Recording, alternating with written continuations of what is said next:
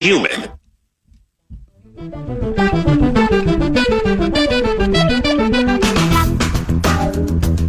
What up, Nordo in for PA, 9 to noon. The host will return tomorrow. It's Vocal Maintenance Day. And joining me now, his squad, winners of 5 consecutive, just swept 4 in a row at home. We're digging all that. Beat the Caps last night. Head coach of the Minnesota Wild, John Hynes.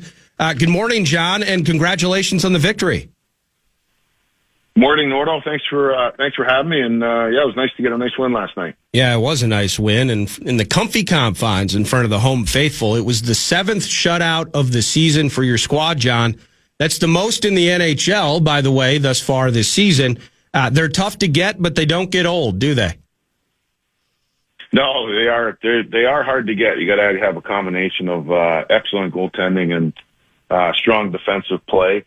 And we've been able to do that quite a bit. So it's nice when you can play collectively well and keep the puck out of your net. A lot of times that's a good recipe to win hockey games. Vladimir Tarasenko, as part of the 5-0 win, he had a couple. And I bet you were pumped to see him get rewarded with that 2-goal performance last night. Yeah, it certainly is. I think Vladdy's been, he's been a good addition to our team. I think he brings a lot. Like, he's been a guy that's been around. He's won 2 Stanley Cups, so he's been involved in that, knows what winning looks like. He's gotten along well with our veteran players coming in, and I think he's been working hard for us, and it's nice to see a guy that I think expects himself to be able to produce, and we need him to produce to get rewarded for all the hard work and strong two-way play that he's had for us so far this season.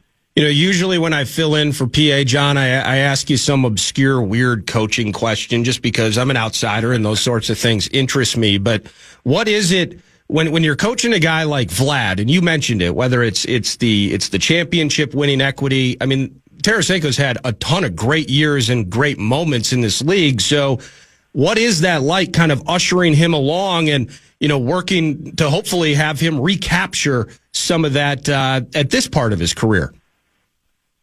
Yeah, I think when you have guys like Vladdy that have been around the league a long time and have gone through high level of experiences and been an elite player in the league, that it's trying to understand, get to know him personally, which started in the off season. And I think when players like him come into your team, I think there has to be some relationship building and understand his mindset and what how he sees things and how we see things, and be able to communicate. And, what I found with him is that he really values winning. And I think sometimes those things don't always show up on the score sheet, but he makes the right plays at the right time. He cares about little details, whether it's line changes. He's defensively responsible. He's willing to block shots.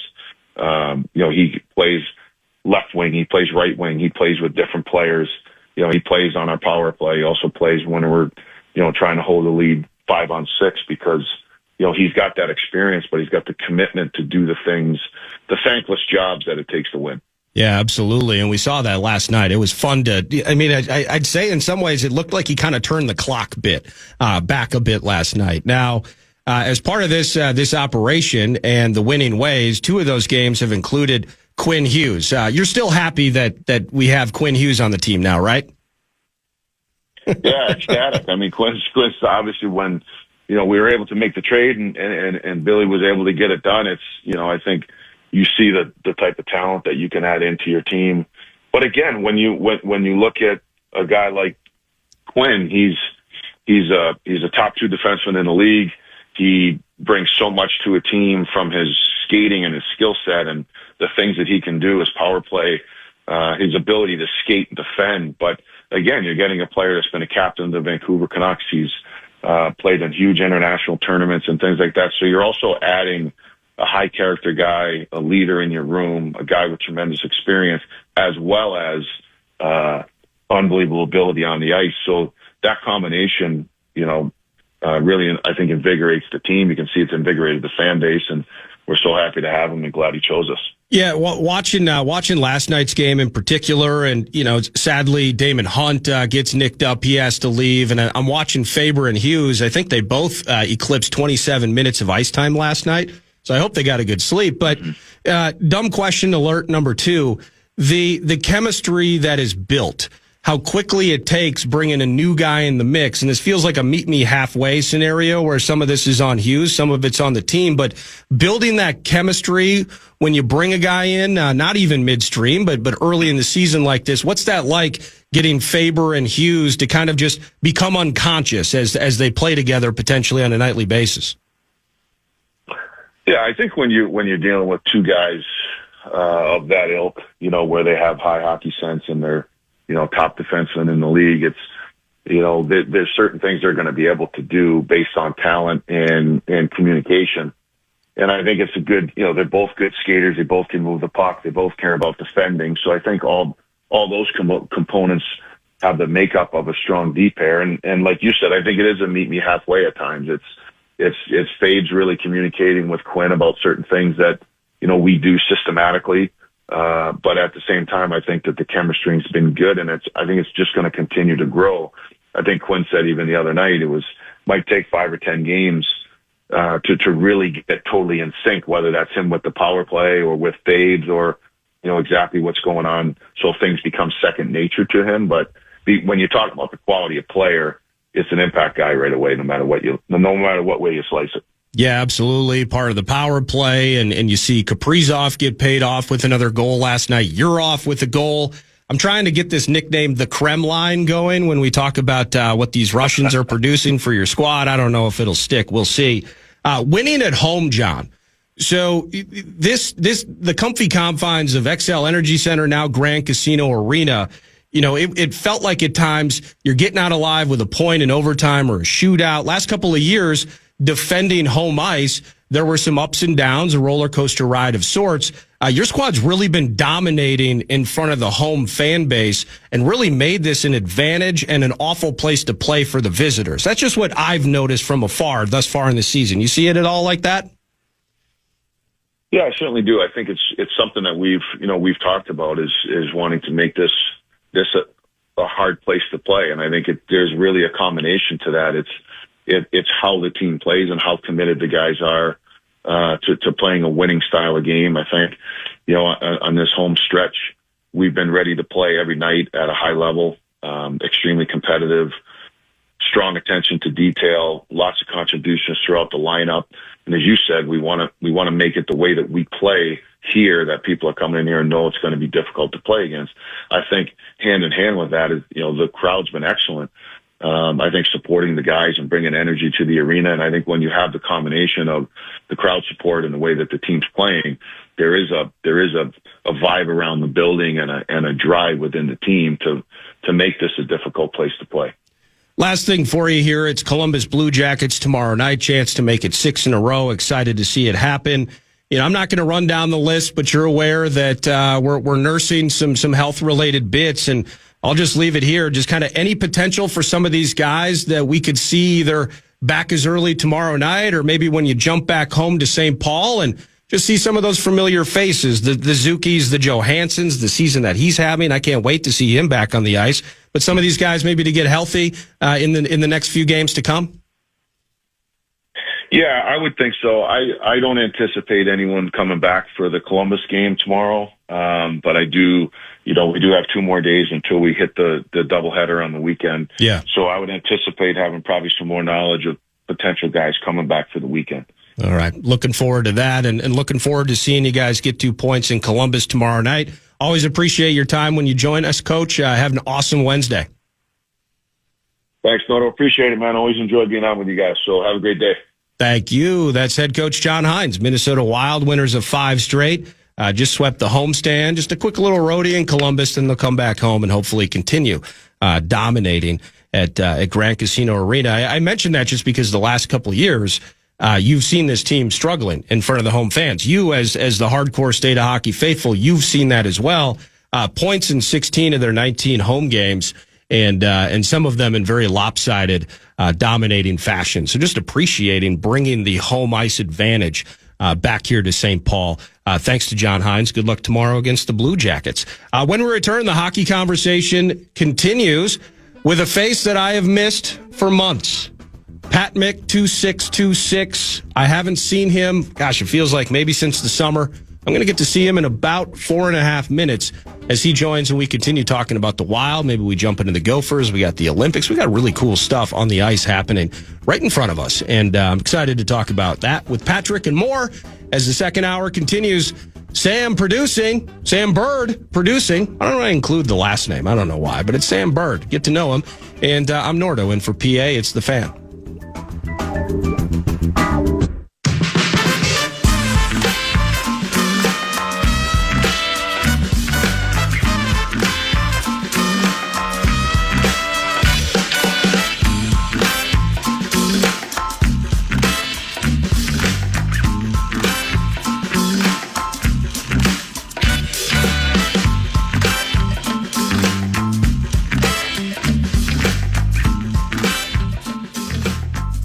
Well, look who's here, 9 to noon. Nordo in for PA, vocal maintenance day in play. We don't have to introduce each other, do we? I'm Pat Micheletti. Oh, hey, nice to meet you. I'm Eric Nordquist. Nice to meet you. Well, it's been months, man.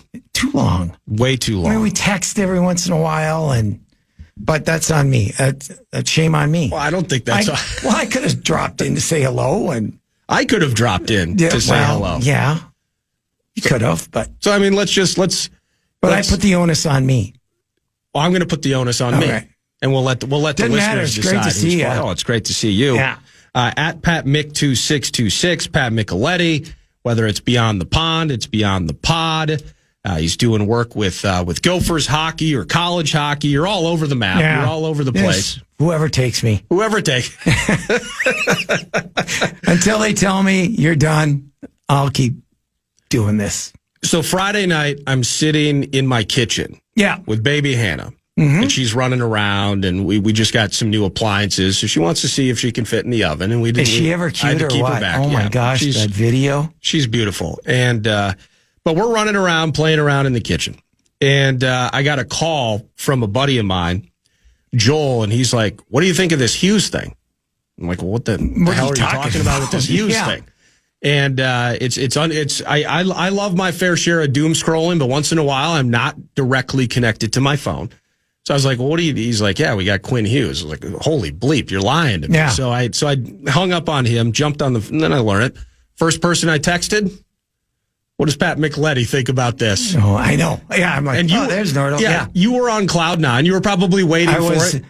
You got a handful of people like me in your life that are always going to, I need to know what Micheletti thinks of this. And we were over the moon about it. And now we've gotten to see it twice on the ice wearing our sweaters. Just how good is this? You know how funny? I'm certainly not one to pat myself on the back, but about a week before this happened, I'm talking to another hockey guy. Yeah. And, I'm seeing all this stuff. He's going to Detroit. He's going to the Rangers. He's going to Carolina. He's going anywhere but Minnesota. Not even in the conversation. Yeah. And I said, you know what? Why not just make an offer? And they said, not going to happen. And I'm like, yeah, probably not, but why not? Yeah. And then I saw, I was with my son. And he said, you're not going to believe this. Quinn Hughes is traded here. I'm like, okay, are you okay? I'm like, seriously, are you okay? And he said, no. And I'm like, who they get? Well, it hasn't been announced who is going the other way. And then, yeah, we heard about it. But yeah, what a move. What a move. Because if you don't make it, if you have the ability to get the second best defenseman in the world and you don't take a chance or don't take a swing at it, right, then shame on you. Absolutely. Then shame on you. And they did.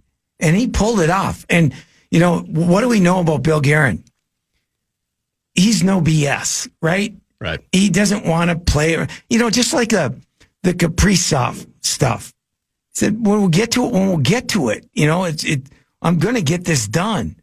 And it got hairy and late and all that stuff. And we know, and he had to go up a little bit, but he said he was going to get it done. He got it done. And so, you have to applaud him. Isn't that frustrating though? And I mean, and I like and respect Bill Guerin. Yeah.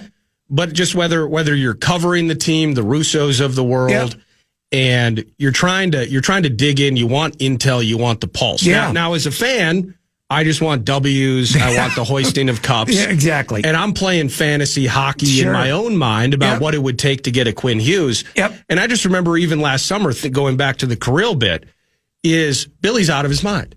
Yeah. Like he's just sitting there and he's joining Barrero and I would see the text messages and I'd see the social media posts. What does Bill say? Bill's not saying anything. He's just doing, it's going to be fine. Yeah. What the hell do you mean it's What is fine? fine? What's fine? What's fine? There's nothing fine about it. What do you mean by fine? This is a complete disaster. Yep. Bill has handled this the 100% wrong way. And then, when he comes back in town, ladies and gentlemen, I think they were going to meet for dinner or something. I haven't seen Kirill. Yeah. I'm going to see Kirill. He's on the team. Yeah. I'm going to see him. He loves it here. And we're going to get it done. Yeah. Just everybody relax. Yeah. Well, we can't relax because we need to see the finished result, and then he gets it done. Yeah. And then with this, like you said, he rolls in, and I'm just picturing, hypothetically or in a different universe, there's just like 8 or 9 NHL GMs, and I got my first round picks here. I got these players here. And Bill just shows up 10 minutes late to the meeting. I don't really care what you guys have been talking about. Here's the offer. Let me know when we need to get a plane ready for Quinn. And boom, it's done. It's just covering the team and then just as a fan, just kind of the unknown with his constant just line level demeanor.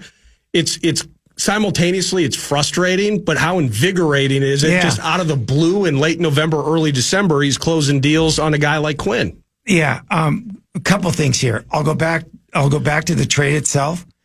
The reason I brought this up with the gentleman I was speaking to was that the relationship of Jim Rutherford and Bill Guerin, they worked together.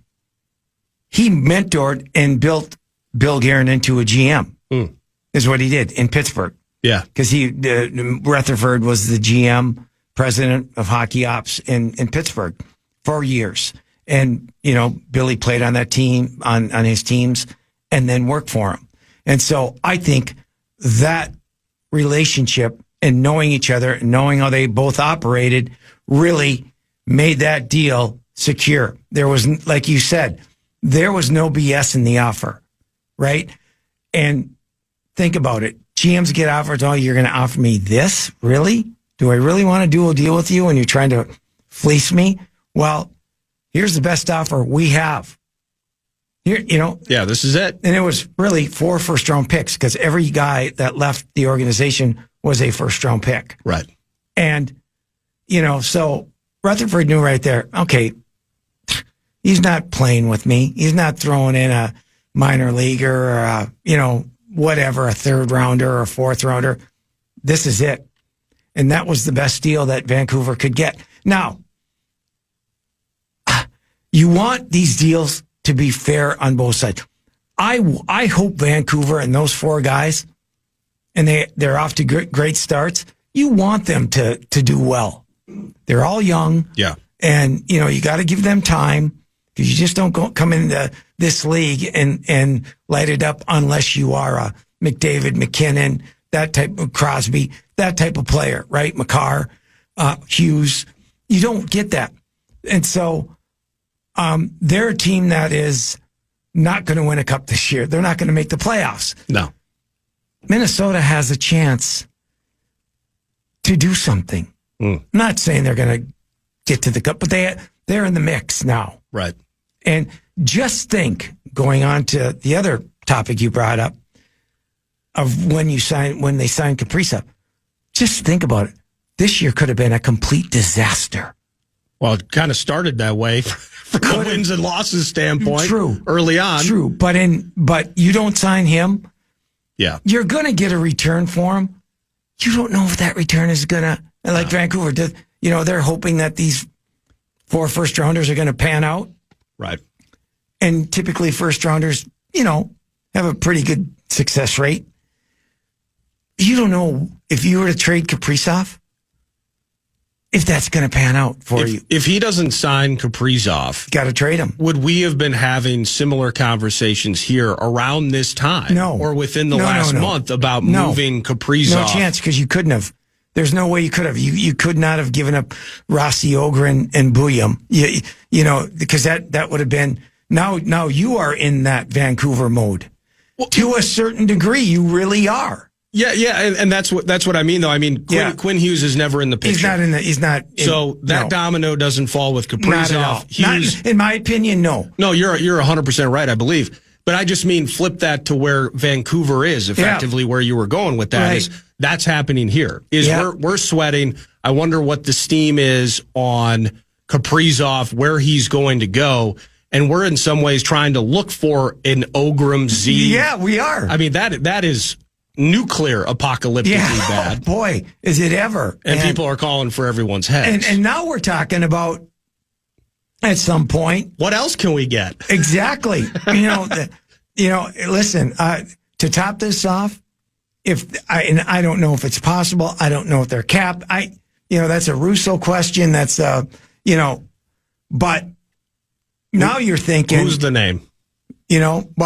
Russo has brought up Sidney Crosby. Sheesh.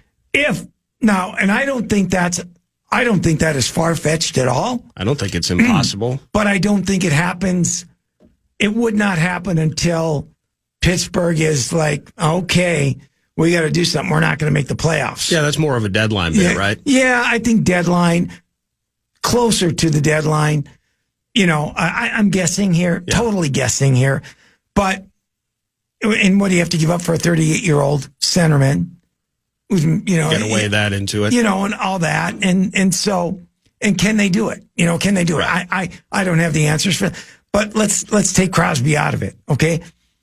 If they can still get another, I don't need to say elite level, but a top 6 guy who can help them, I think, because then that moves guys down to where they might be slotted, should be potentially slotted.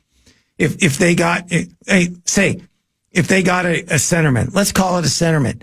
Well, then you can move, and Yurov is still, progressing like he is. Well, then you can move Ekdon in your third line center, not take away any of his minutes, still play him on the power play, right? Penalty kill, draws.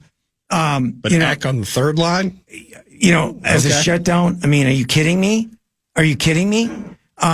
So it just would help, in my opinion, if they were able to secure another forward. But we'll see. I mean, we've gone from the wrecking ball to dream weaving right now. I mean, how do they do what they do with 7 guys out of the lineup? Yeah. 2 of their top 2 defensemen, and Middleton and Brodin. Well, Hughes and Faber have to be are they the best pair in the NHL now? I'd like to find somebody to name me someone who's better. I don't know. I'll just admit my stupidity. I don't know who plays with Makar, but that would be. And here's the deal with Faber, and Russo brought up how great he's been playing. Brock cares more about how he's doing defensively than he does offensively. So now he's got a guy like Hughes, right? And he can say, "Go ahead, I got you. I got you." But Hughes doesn't get beat defensively anyway. He doesn't get hit, which is unconscionable. A guy, his size, right? I mean, he doesn't get hit, right. Nordo. He does not get hit. And to have that ability, because we see guys that just get slaughtered by forwards coming in. Yeah. He does not get hit. And his ability to move or sense, or it's just his IQ is something I haven't seen ever. And his awareness. Oh my gosh. He's skating. I mean, that's artwork right there. Yeah. I mean, you just, and now I kind of want Sid. Can you imagine? I mean, Billy G goes and finds Marc-Andre Fleury, who was ready to basically just go retire in the desert. I think now he lives in Minnesota. You might see him at a Pee Wee hockey game. A relationship. It is a relationship. Yep. Billy G has relationships. Yeah. And he's working them out for both sides. There's no BS, and you're coming here, and here's what we want, and here's what we expect, and here's our room, and You know, and that's the selling point for this organization. Well, I'm liking it. Yeah. Now, with I'm that, loving it. I mean, it's re-energized this whole organization. into the W last night, just for a moment, you kind of alluded to it, is you're down Middleton, you're down Brodeen, Zuccarello. We know the names. Like even Marcus Johansson. Just at times, speaking of a guy that Bill Guerin has been very adamant about keeping on this team. Sadly, at $850,000. Sadly, he gets hurt, but I think he had already totaled the same number of goals that he had last season with the Wild. So the way he's been playing has been elevated. And maybe that's, he's a lot of second line work, I think, working with Goldie and such. But still, we need that offensive production. But seeing all these guys hurt. Elite passer. One of the best passing wingers in the league. Yeah. Elite. And we're missing him. And we're missing 5-6 other guys to run down the list. I mean, Hinostroza, Damon Hunt has to leave the game early. I think he played for less than 4 minutes.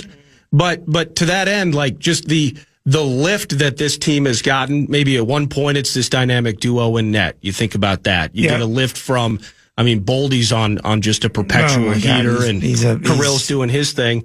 And you are getting Yurov into the mix, and he's growing as much as or as quickly as he is. But just the lift of a Hughes, even on a night where everybody's freaking hurt. And when you have 5 or 6 American leaguers in your lineup. Yeah. Well, how do they win then? How do they win? Minnesota has Tarasenko shows up. He's like, I would like to come to the party too. We'll get to him. Minnesota's ability, the team, to adhere to what the staff wants done has been impeccable. Here's the game plan, and don't stray from it. Do it. Yeah. And that is something that it's hard. It's hard to get 20 guys on the same page every night. Yep. Every night. Sometimes you don't feel it, but you got to find it, right? And here's what my role is. Here's what my job is. And they do it. They've done it to a T because they've won 21 of their last, 21 of 25. Yeah, something like that. It's some ridiculous number. They had the weird Western Canada problem, but they lost 2 in a row.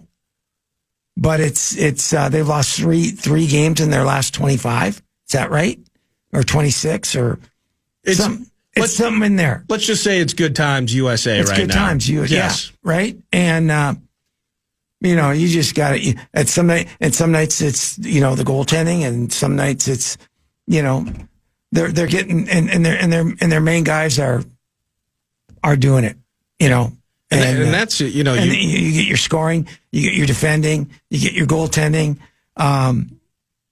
and it's all coming together. And it's been so much fun to watch out of these guys. Because I went into last night's game, I'm like, okay, I looked at the lineup, and you got a second line of what it was, right? Yeah. The Krem line, and I love the Krem line. And typically, by the end of the year, Trennan's going to be on your fourth line with Sturm and whoever. Guaranteed. Wow. And that's great. Yes, it's a good thing. And but you look at what, and you look at on a night where, Kaprizov, he scored, right? Okay, and Boldy scored. Your top 2 guys, but you get 3 goals out of your 2 out of Tarasenko, 1 out of Yurov. Trennan was a beast down low. I think that line was worth 7 points last night. Yeah, that's something. You hope they have a good game, but they carried the team last night. They did. And so you get that, and you're like, pretty good. Yeah, absolutely. Let's pause on that because I do have you hit on whether it's the goaltending. I do want to talk a bit about the Russians and Tarasenko in particular, but just the good things we're seeing. And on a night like last night, just if one thing ain't there, something's filling that gap. Yep. And it's really impressive to watch for your Minnesota Wild. Pat Micheletti at PatMick2626. He's in studio with me, Nordo. More conversation on the hockey team. and say, well, maybe we'll get a little potpourri around the corner. We'll see. But the 9 to noon show continues on. Thanks for listening to The Fan.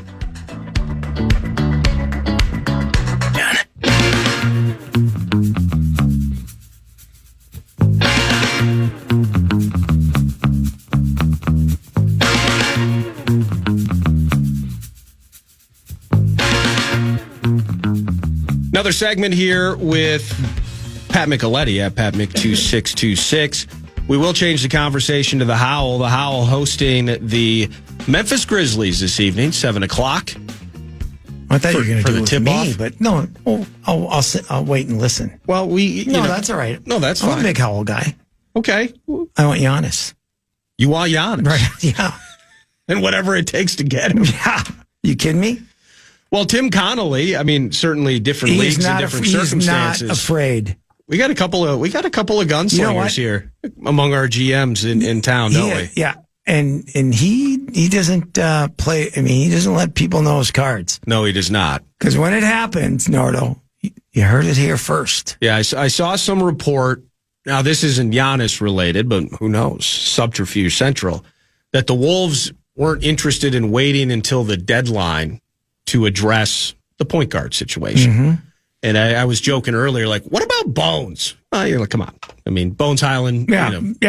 Cool player, cooler name. And you hope when he's asked to perform, he shows up. But he's not. He's not the guy that's going to get you over the hump. And sadly, whatever the growth arc for Dillingham right now appears to be too slow for what this team wants to do. Remember when, God, I can't believe we're talking basketball. Why not? I'm glad. That's how this works with you, Jean Morant. Not interested. No, I know. But here's my point, okay? Whenever there's all this noise, forget the noise. Mm-hmm.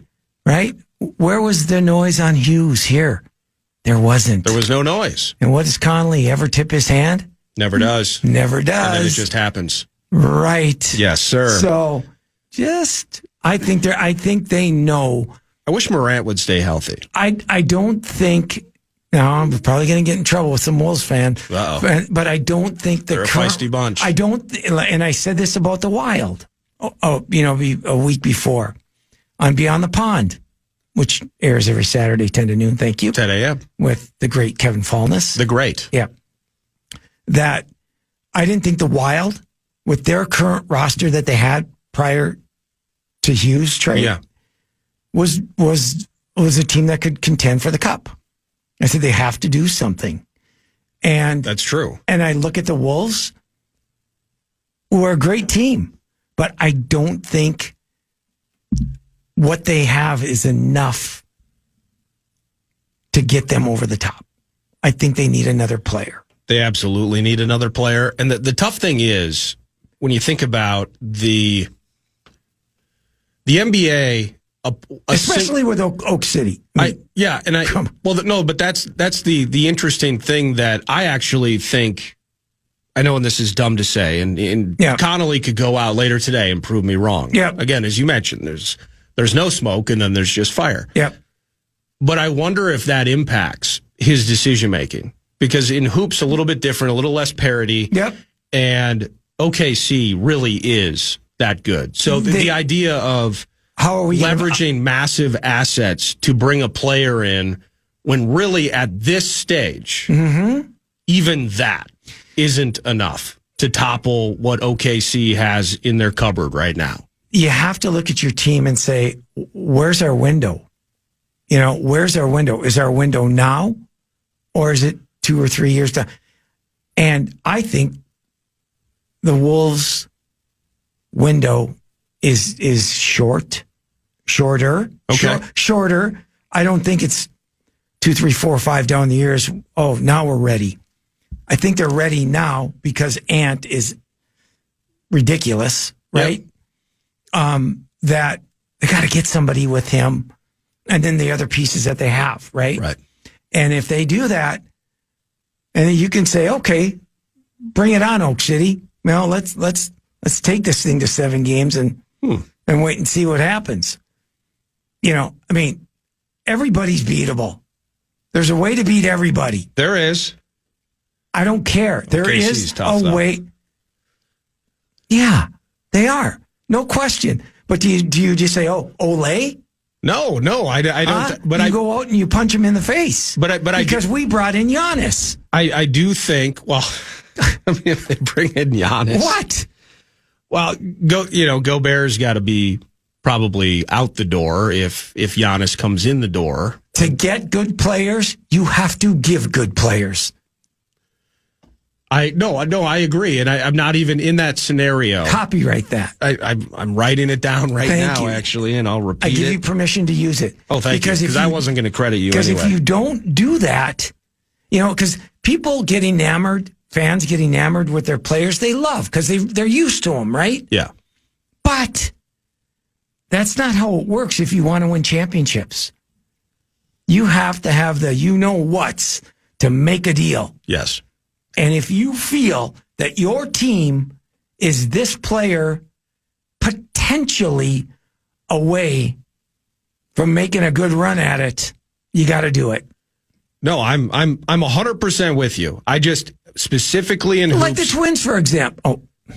Sorry. Well, no, that's old. Sorry, that's bad. I was just getting petty about it. That was bad because I'm a big Twins fan too. Yeah, I want the team to be good, man. Of course. Baseball's awesome. It is awesome. But that franchise, though, they got some things to work on. They're working on it. You want to talk about opening windows, though? It feels like Billy G did that. Yeah, I think so. But in terms of how they navigate injuries, what does this thing start to look like once you get Zuccarello back? Once you get some of these players back into the mix here, the laundry list. I didn't even want to go down that road with Hynes at 10, and I just I limped in. I'm just any chance we're going to maybe not tomorrow against Columbus, but maybe in the next few days, are we going to see some guys getting healthy? I mean, how exhausted is the coach? I don't know be? that it is getting exhausting though, and your hope. The great thing is that they're winning now. Okay. Yeah. And so you're hoping that you're getting rid of all of these injuries before January, February, and they'll have that nice 2-week break to get guys healthy.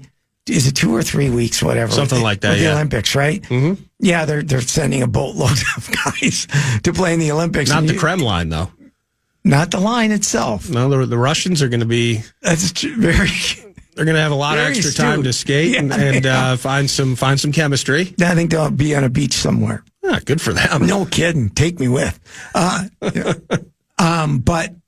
so, you hope, right, that they're getting rid of all these injuries. Now, it is going to be a difficult lineup to play against, especially the power play. And here's another thing about Hughes that I want to mention before we get off of him is that what he does on the back end makes it so much easier for our forwards.